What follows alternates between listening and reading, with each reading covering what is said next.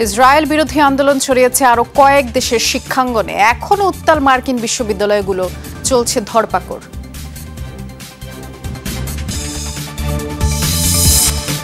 গাজায় যুদ্ধবিরতি চুক্তির জন্য হামাসকে 1 সপ্তাহ সময় বেঁধে দিল ইসরায়েল। সমঝোতা না হওয়ার পেছনে একতরফাভাবে হামাসকে দায়ী করল যুক্তরাষ্ট্র।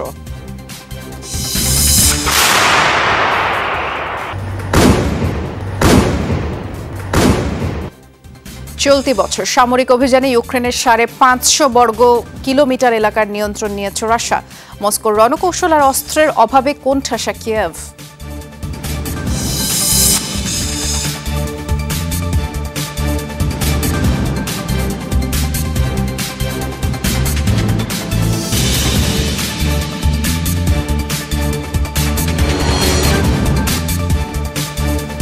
শিরোনামগুলো শুনছিলেন, নুসরাত বৃষ্টির সাথে আছি। যুক্তরাষ্ট্রের বিভিন্ন বিশ্ববিদ্যালয়ে ইসরায়েল বিরোধী বিক্ষোভে নিরাপত্তা বাহিনীর ধরপাকড় অব্যাহতই আছে। শুক্রবার নিউ ইয়র্কের 2টি বিশ্ববিদ্যালয়ে অভিযান চালায় পুলিশ। কমপক্ষে 60 জনকে গ্রেফতার করা হয়। এর মধ্যে নিউ স্কুল ইউনিভার্সিটি থেকে 43 জনকে আটক করা হয়। শিক্ষার্থীরা ক্যাম্পাস চত্বর এবং আবাসিক এলাকায় অবস্থান কর্মসূচি পালন করছিল। পুলিশ জানায় বিশ্ববিদ্যালয় কর্তৃপক্ষের অনুরোধে শিক্ষার্থীদের উচ্ছেদে অভিযান চালানো হয়।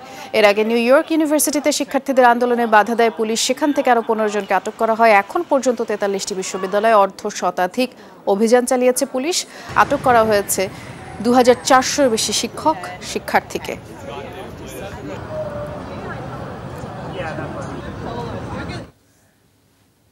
ইসরায়েলের নির্বিচারে হত্যাযজ্ঞ বন্ধের দাবিতে যুক্তরাষ্ট্রের বিশ্ববিদ্যালয়গুলোতে যে বিক্ষোভ চলছে তা অন্যান্য দেশেও ছড়িয়েছে।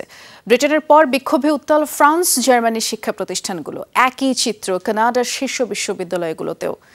এশিয়া আর মধ্যপ্রাচ্যের প্রধান শহরগুলোতেও এখন প্রতিবাদ চলছে। জোরালো দাবি, ইসরায়েলকে সমর্থনকারী প্রতিষ্ঠানগুলোর সাথে শিক্ষাঙ্গনের সম্পর্ক ছিন্ন করা হোক।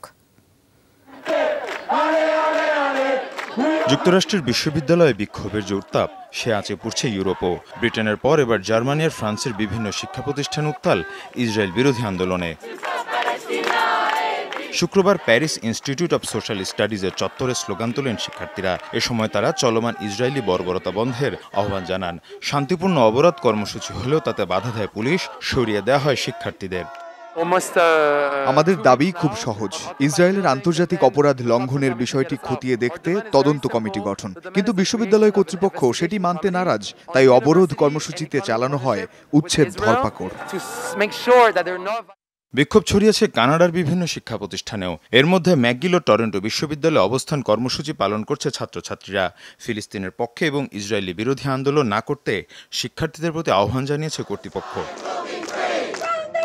অস্ট্রেলিয়ার অন্তত 7টি বিশ্ববিদ্যালয়ে চলছে ইসরায়েলি আগ্রাসন বিরোধী আন্দোলন। শিক্ষার্থীদের সাথে দফায় দফায় সংঘর্ষ হচ্ছে নিরাপত্তা বাহিনীর, তবে দাবিতে অনড় আন্দোলনকারীরা। মেক্সিকো ও কিউবায় আন্দোলনরত শিক্ষার্থীরা বলছেন, কলম্বিয়া ইউনিভার্সিটির আন্দোলন থেকে তারা উৎসাহিত। হুঁশিয়ারি, গাজায় আগ্রাসন বন্ধ না হওয়া পর্যন্ত চলবে কর্মসূচি। যুক্তরাষ্ট্র থেকে ছড়িয়ে পড়া আন্দোলন আশাবাদী করে তুলেছে গাজাবাসীকে। নির্যাতিত মানুষরা যে বিশ্ববাসীর হৃদয়ে আছে, এটাই তার প্রমাণ। আমাদের মতোই শিক্ষার্থীরা আন্দোলন করছে যুক্তরাষ্ট্রে। গাজায় যে আগ্রাসন চালানো হচ্ছে সেটা দেখে কিভাবে চুপচাপ বসে থাকতে পারি আমরা, তাই আমরাও বিক্ষোভে নেমেছি। বিক্ষোভ চলছে জার্মানির বিভিন্ন শিক্ষাঙ্গনেও। এছাড়াও টোকিও, বৈরুত আর দিল্লির বিশ্ববিদ্যালয়গুলোতে চলছে বিক্ষোভ প্রতিবাদ। মীর মুশফিকা হাসান, যমুনা নিউজ। ইসরায়েল বিরোধী বিক্ষোভের দায়ে মার্কিন বিশ্ববিদ্যালয় থেকে বহিষ্কৃত ছাত্রদের লেখাপড়ার সুযোগ দিতে চায় ইয়েমেনের হুতি বিদ্রোহীরা।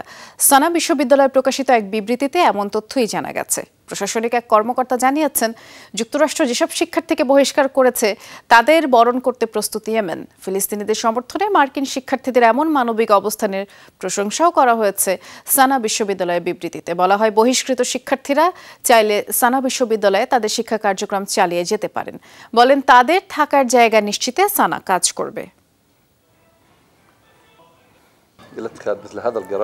যারা অত্যাচারের বিরুদ্ধে সাহসী অবস্থান নিয়েছে, আওয়াজ তুলেছে, সেই সব হিরোদের জন্য আমাদের পক্ষ থেকে একটি পদক্ষেপ। তাদের জন্য আমাদের বিশ্ববিদ্যালয়ের দরজাগুলো খোলা থাকবে। আশা করি অনেক বিশ্ববিদ্যালয় এই সিদ্ধান্ত অনুসরণ করবে।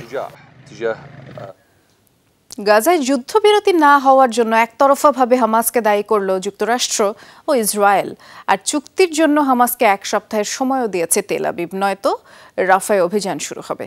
এই বিপর্যয় এড়াতে যে কোনো মূল্যে সমঝোতার চেষ্টায় মধ্যস্থতাকারীরা দুপক্ষ ইতিবাচক ইঙ্গিত দিয়েছে বলেও কোনো কোনো সূত্র জানিয়েছেন। ৩৪,০০০-এর বেশি প্রাণহানির পরও গাজায় প্রায় ৭ মাস ধরে চলমান আগ্রাসনে নেই কোনো বিরতি। আন্তর্জাতিক কোনো চেষ্টাই থামাতে পারেনি ইসরায়েলকে। হামলা, খাবার ও ত্রাণের অভাবে গাজাবাসীর মানবিক বিপর্যয় যখন সব সীমা ছাড়িয়েছে, তখন রাফায় স্থল অভিযানের প্রস্তুতি নিচ্ছে তেল আবিব, যেখানে আশ্রয় নিয়েছে উপত্যকার অর্ধেকের বেশি মানুষ। এমন পরিস্থিতিতে ডু অর ডাই প্রক্রিয়া হিসেবে দেখা হচ্ছে গাজায় যুদ্ধবিরতি আলোচনার এবারের ধাপকে। হামাসের অন্যতম শীর্ষ নেতা খলিল আল হায়ার নেতৃত্বে একটি প্রতিনিধি দল পৌঁছেছে মিশরের কায়রোয়। এক সপ্তাহের মধ্যে চুক্তি চায় তেল আবিব, নয়তো রাফায় স্থল অভিযান শুরুর হুঁশিয়ারি দিয়েছে দেশটি। মধ্যস্থতাকারীরা জানিয়েছেন ৪০ দিনের যুদ্ধবিরতির শর্তে দুপক্ষের বন্দি বিনিময়ের কথা বলা হয়েছে চুক্তিতে। হামাস বিরোধী অভিযান বন্ধ হবে এমন কোনো শর্তে রাজি নয় বলে আগেই জানিয়ে দিয়েছে তেল আবিব, যদিও হামাস চায় স্থায়ীভাবে হামলা বন্ধ। বিশ্লেষকরা বলছেন, সামরিক অভিযান পুরোপুরি বন্ধ হামাসের দর কষাকষির মূল ইস্যু হলে আবারও তৈরি হতে পারে সংকট। আন্তর্জাতিক মধ্যস্থতাকারীরা হামাস ইসরায়েল যুদ্ধবিরতি চুক্তির চেষ্টা করছে। যুক্তরাষ্ট্র, মিশর, কাতার এ পর্যন্ত চেষ্টা ব্যর্থ হয়েছে। এবার তারা ইতিবাচক বলছে। ব্লিনকেন এই অঞ্চলে সফর করলেন। তিনি জানিয়েছেন ইসরায়েল আপোষ করবে, তবে মূল ইস্যু হলো হামাস স্থায়ী যুদ্ধবিরতি চায়। মধ্যস্থতাকারী মিশর জানিয়েছে সব পক্ষের সাথে যোগাযোগ বাড়িয়েছে তারা। আলোচনায় অগ্রগতি হয়েছে বলেও আশার আলো দেখাচ্ছে সংশ্লিষ্ট সূত্র। তবে মার্কিন পররাষ্ট্রমন্ত্রী অ্যান্টনি ব্লিনকেন বলছেন, গাজার মানুষ ও যুদ্ধবিরতির মধ্যে একমাত্র বাধা Hamas. Dorothy Tasrin, Jamuna news. ইসরায়েলের সাথে তুরস্কের বাণিজ্য বন্ধের সিদ্ধান্ত যথার্থ, শুক্রবার এমন মন্তব্য করেছেন দেশটির প্রেসিডেন্ট রিসেপ তাইয়েপ এরদোগান। বলেছেন, পশ্চিমা বিশ্ব জোটবদ্ধ ইসরায়েলের জন্য কাজ করছে, গাজার নিরস্ত্র অসহায় ফিলিস্তিনিদের হত্যায় সহযোগিতা করছে। এমন অবিচারের প্রতিবাদ না করে চুপচাপ বসে থাকা অসম্ভব, তাই তুরস্ক এই সিদ্ধান্ত নিয়েছে। গাজায় স্থায়ী যুদ্ধবিরতি কার্যকর না হওয়া পর্যন্ত তেল আবিব আঙ্কারা বাণিজ্য বন্ধই থাকবে। জানা যায় দুই দেশের মধ্যে বাণিজ্য ছিল প্রায় $1,000 কোটি। বৃহস্পতিবার তুরস্কের এই ঘোষণার পর একে আন্তর্জাতিক বাণিজ্য আইনের লঙ্ঘন হিসেবেই আখ্যা দিয়েছে ইসরায়েলি পররাষ্ট্রমন্ত্রী। পুরো পশ্চিমা বিশ্ব ইসরায়েলের হয়ে কাজ করছে। অসহায় ফিলিস্তিনিদের উপর নির্বিচারে বোমা ফেলা হচ্ছে, ছোট ছোট শিশুদের নির্মমভাবে হত্যা করা হচ্ছে। এই অবস্থায় তো চুপ করে বসে থাকতে পারি না, তাই আমরা আমাদের পদক্ষেপ নিয়েছি। অভিবাসী গ্রহণ ইস্যুতে মিত্র জাপান ও ভারতকে নিয়ে করা জো বাইডেনের মন্তব্য নিয়ে তোলপাড় চলছে। খোদ হোয়াইট হাউস স্বীকার করেছে সঠিক তথ্যের ভিত্তিতে মন্তব্যটি করা হয়নি। গেল বুধবার তহবিল সংগ্রহের জন্য আয়োজিত এক প্রচারণা অনুষ্ঠানে জাপান ও ভারতকে জেনোফোবিক আখ্যা দেন জো বাইডেন। বলেছেন, চীন ও রাশিয়ার মতোই অভিবাসীদের নিয়ে ভয় পায় দেশ দুটি। এশীয় আমেরিকানরাও ওই আয়োজনে উপস্থিত ছিলেন। আর এমন বক্তব্যের পরপরই হোয়াইট হাউস ব্যাখ্যা দেয়, কোনো দেশকে আঘাত করে বাইডেন এই মন্তব্য করেননি। মার্কিন জাপান সম্পর্ককে অবমূল্যায়ন করা হয়নি বলেও দাবি করে এবং বাইডেনের মন্তব্যকে দুঃখজনক বলে আখ্যা দিয়েছে জাপানে নিযুক্ত মার্কিন দূতাবাস। বাইডেনের মন্তব্যের সমালোচনা করেছে চীন, যদিও এই ইস্যুতে সরাসরি কোনো মন্তব্য করেনি ভারত। ইউক্রেনে জব্দকৃত পশ্চিমা সামরিক সরঞ্জাম এবং যুদ্ধাস্ত্র প্রদর্শন করল রাশিয়া। সংঘাতের শুরু থেকে কিয়েভকে সহায়তা করে আসছে পশ্চিমারা, পাঠিয়েছে অত্যাধুনিক সব সমরাস্ত্র। আর সেসব সমরাস্ত্র ইউক্রেন থেকে জব্দ করল রুশ সেনাবাহিনী, যা এবার দেশবাসীকে দেখাচ্ছেন পুতিন। মস্কোয় বিশাল এই প্রদর্শনী চলছে। মস্কোর ভিক্টরি পার্কে এই বিশাল প্রদর্শনীর সামরিক সরঞ্জামগুলোর সবই যুক্তরাষ্ট্র কিংবা পশ্চিমা দেশে তৈরি। স্বভাবতই প্রশ্ন উঠতে পারে, রাশিয়া এগুলোর প্রদর্শনী হচ্ছে কেন? বিষয়টি আর কিছু নয়, এগুলো সবই ইউক্রেনীয় বাহিনীর কাছ থেকে ছিনিয়ে নিয়েছে রুশ সেনাবাহিনী। এই প্রদর্শনীর উদ্দেশ্য কি? প্রবেশ মুখেই আছে তার উত্তর, যেখানে লেখা ছিল রাশিয়ান সেনাবাহিনী ট্রফি, অর্থাৎ এই যুদ্ধে মস্কোয় জিতবে জনগণকে সেই আশ্বাস দেয়া। উদাহরণ হিসেবে লিওপার্ড নামের এই ট্যাঙ্কটির কথাই ধরা যাক। জার্মানির তৈরি এই সামরিক যানের সামনে লেখা ইতিহাসের পুনরাবৃত্তি, অর্থাৎ দ্বিতীয় বিশ্বযুদ্ধে যেমন নাজি বাহিনীর পরাজয় হয়েছিল, এবারও সেই পরিণতি ভোগ করতে হবে জার্মানিকে। সামরিক সরঞ্জামগুলো আমাদের জন্য ট্রফি, আমাদের সক্ষমতা প্রকাশ করে এগুলি, এবং এটাই প্রকৃত সত্য। পশ্চিমা সাহায্য কিংবা উন্নত সামরিক যান কোনোটাই যুদ্ধ পরিস্থিতি পরিবর্তন করবে না। রুশ ইউক্রেন যুদ্ধের পর কিয়েভকে M1 যুদ্ধবিমান, আব্রাম ব্যাটল ট্যাঙ্ক সহ অত্যাধুনিক সমরাস্ত্র দিয়েছিল যুক্তরাষ্ট্র। সেসবের অনেক কিছুই যে রাশিয়া ছিনিয়ে এনেছে তা পরিষ্কার এই প্রদর্শনীতে, যেখানে যুক্তরাজ্য ও অস্ট্রেলিয়ার সাঁজোয়া যানের পাশাপাশি দেখা মিলছে তুরস্ক, সুইডেন, অস্ট্রিয়া, ফিনল্যান্ড, দক্ষিণ আফ্রিকা, চেক প্রজাতন্ত্রের তৈরি সামরিক সরঞ্জামও। গর্ববোধ করছি। শত্রুপক্ষ থেকে দেশের নাগরিকদের রক্ষা করতে আমাদের সেনারা কঠিন লড়াই চালিয়ে যাচ্ছে, তাদের কারণেই আমরা সুরক্ষিত আছি। মে দিবসে শুরু হওয়া প্রদর্শনী দেখতে ভিড় জমান উৎসুক নাগরিকরা। রাশিয়ার শক্তি আমি অনুভব করতে পারছি, কোনো সন্দেহ নেই জয়ী আমরাই হব। এই বক্তব্যই প্রমাণ করে এই প্রদর্শনীটির একটি মনস্তাত্ত্বিক দিকও আছে। গত 2 বছরের বেশি সময় ধরে চলা এই যুদ্ধে ইউক্রেনকে হারাতে পারেনি রাশিয়া, উল্টো প্রাণ হারিয়েছে 10,000-এর বেশি সেনা সদস্য। এই অবস্থায় রাশিয়ানদের মনোবল চাঙ্গা করেছে এই প্রদর্শনী। তাজরিয়ান সোভান, যমুনা নিউজ। আফ্রিকার দেশ নাইজারে মার্কিন সামরিক ঘাঁটিতে রুশ সেনা সদস্যরা প্রবেশ করেছে। শুক্রবার এই তথ্য জানায় মার্কিন প্রতিরক্ষা মন্ত্রণালয়ের এক কর্মকর্তা। রাজধানী নিয়ামির থেকে 920 কিলোমিটার দূরে অবস্থিত এয়ারবেস 1 ও 1 বিমান ঘাঁটিটি। নজরদারি ফ্লাইট এবং অন্যান্য অপারেশনের জন্য ঘাঁটিটি ব্যবহার করে আসছিল মার্কিন সেনারা। চলতি বছর মার্চে নাইজার থেকে মার্কিন সেনাদের সরিয়ে নিতে ওয়াশিংটনকে আহ্বান জানায় দেশটির সরকার। কিন্তু এখনও দেশটিতে যুক্তরাষ্ট্রের প্রায় 1000 সেনা রয়েছে। তবে রাশিয়ার পক্ষ থেকে এ বিষয়ে এখনও কিছু জানানো হয়নি। তারা কেন সেই ঘাঁটিতে প্রবেশ করেছেন তাও স্পষ্ট নয়।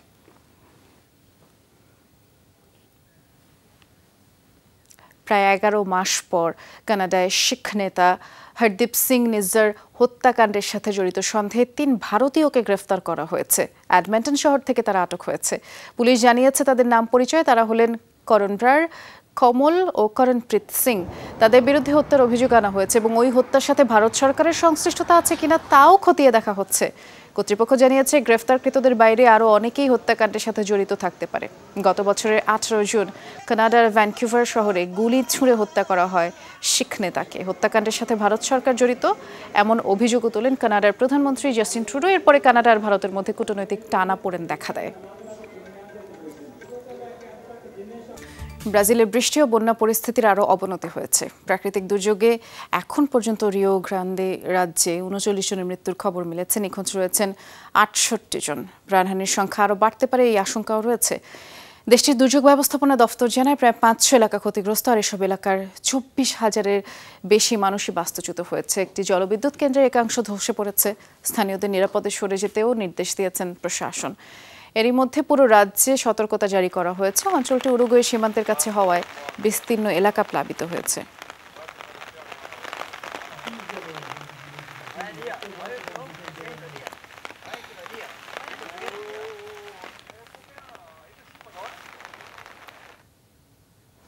বন্যার কবলে যুক্তরাষ্ট্রের টেক্সাস। গেল কয়েকদিনে ভারী বৃষ্টিতেই বন্যা পরিস্থিতির তৈরি হয়েছে। সতর্কতা জারি করা হয়েছে অঙ্গরাজ্য জুড়েই। স্থানীয় কর্তৃপক্ষ জানিয়েছে টানা বৃষ্টিতে নদীর পানি উপচে পড়ে আশপাশের এলাকা প্লাবিত হয়েছে। গেল 24 ঘন্টায় রাজ্যটিতে 12 ইঞ্চি বৃষ্টিপাত রেকর্ড করা হয়েছে। আর সবচেয়ে ক্ষতিগ্রস্ত হস্টন শহর। 70 মাইল এলাকা জুড়ে প্লাবিত হয়েছে প্রায় 1000 খানেক বাড়িঘর এবং চলাচলের জন্য গাড়ির বদলে নৌকা ব্যবহার করছেন স্থানীয়রা। প্রাণহানি ঠেকাতে উপকূলীয় এলাকা থেকে বাসিন্দাদের সরিয়ে নেওয়া হয়েছে। আবহাওয়া অধিদপ্তর জানিয়েছে অঙ্গরাজ্যের মধ্য পূর্বাঞ্চলে আরও কয়েকদিন এই বন্যা থাকবে।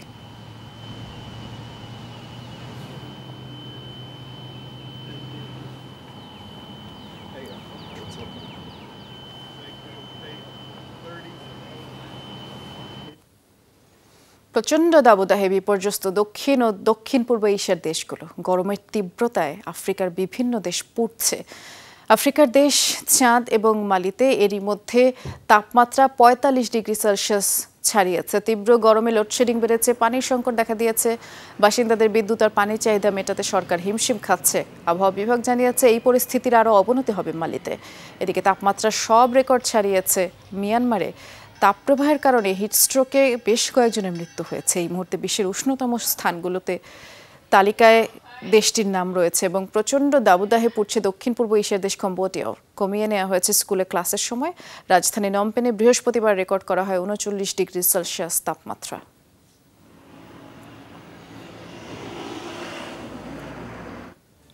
এই ছিল যমুনা আই ডেস্কের সাথে থাকার জন্য ধন্যবাদ।